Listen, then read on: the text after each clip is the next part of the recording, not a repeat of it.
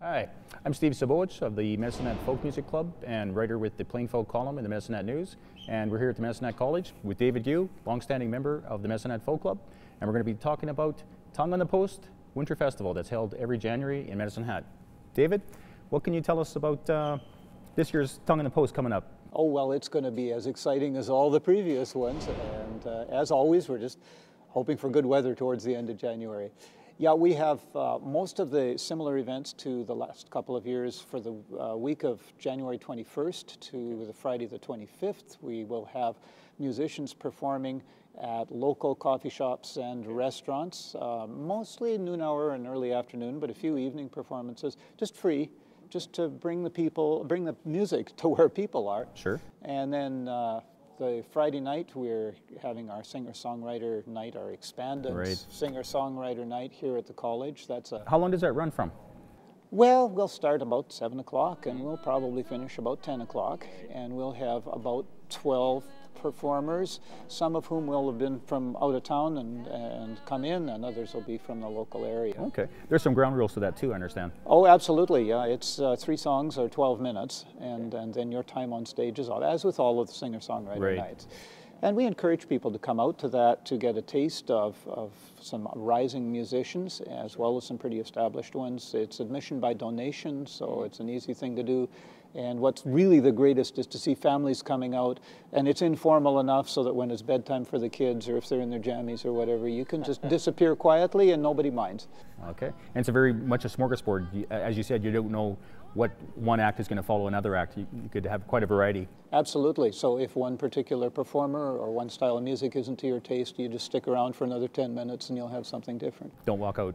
And then Saturday is all-day music here at Medicine Hat College. We have 3 stages going, a little opening concert at noon, a workshop event really for musicians, and we'll have groups of musicians who don't regularly perform together, just jamming together, and marvelous things can happen, as well as occasionally some disasters, and it's sort of cool to be in either way. We'll have some individual solo mini concerts by the different performers who've been hired. We've got a workshop. This time it's going to be aimed more at local musicians, some aspect of the stagecraft of being a performer in the festival setting. Yep, more presentation than anything. And then, of course, after a short supper time break, we've got our traditional 3-act evening concert. Okay, and what time would that get going? That's going to be going at 7 o'clock. We don't want it to be too late, and it takes a little while. So we've got, as always, a variety of musicians booked for that. We try to cover several different genres of music with different types of performers. Okay. Who are your headliners this year? Oh, well, we've got 3 really assorted performers.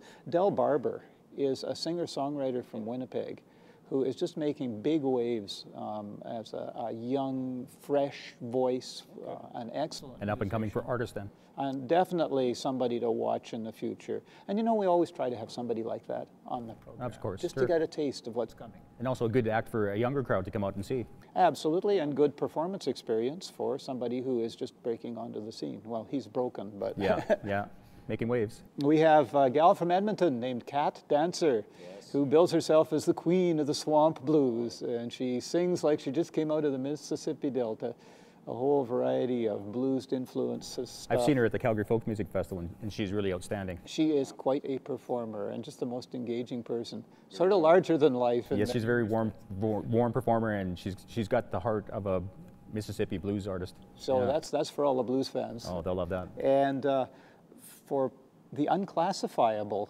act, we've got a group called the Tequila Mockingbird Orchestra. Very interesting name. Yes, and I haven't even asked what that comes from. I want to talk with them when they get here. But they have a variety of influences and they play a variety of music, so it's going to be, once you're thinking, oh my goodness, this is a little bit of klezmer music, and then you think, no, this is West African percussion. Oh, it really jumps around, eh? What the heck, this is blues music from the Delta. And they are just really quite stunning. Amazing instrumentalists and a whole variety of high energy. Where are they from?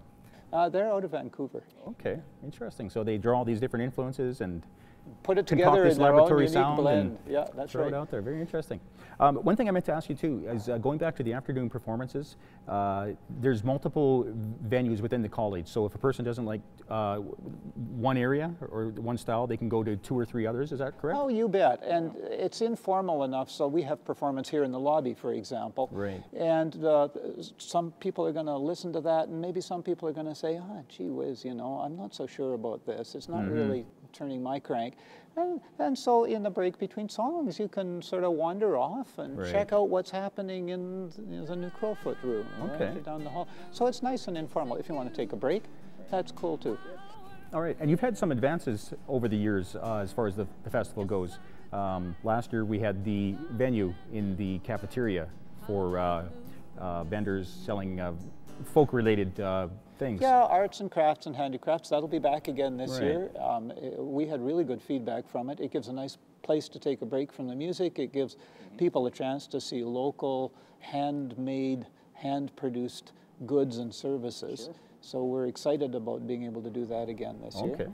We're looking to having something on the Thursday evening, sort of a dinner music-y kind of a thing.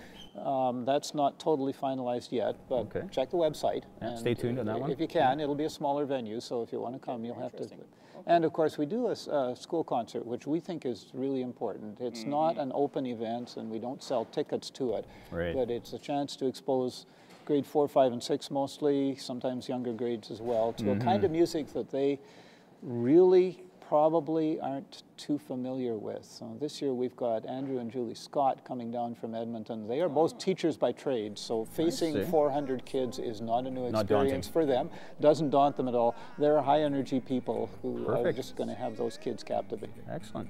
And what about some of the venues leading up to the weekend around Medicine Hat? Any you can name offhand where people could see some artists? Well, so far we've got 21 different concerts scheduled in 10 different venues. Almost all of the local cafes and coffee shops have got somebody coming.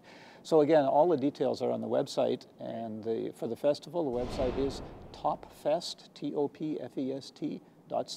Right on. And of course, if they don't like the sound of one artist from one venue, they could go the same night to another place and check it out. Or you're eating lunch, eh? So if you don't like the music, just tune out and munch your sandwich.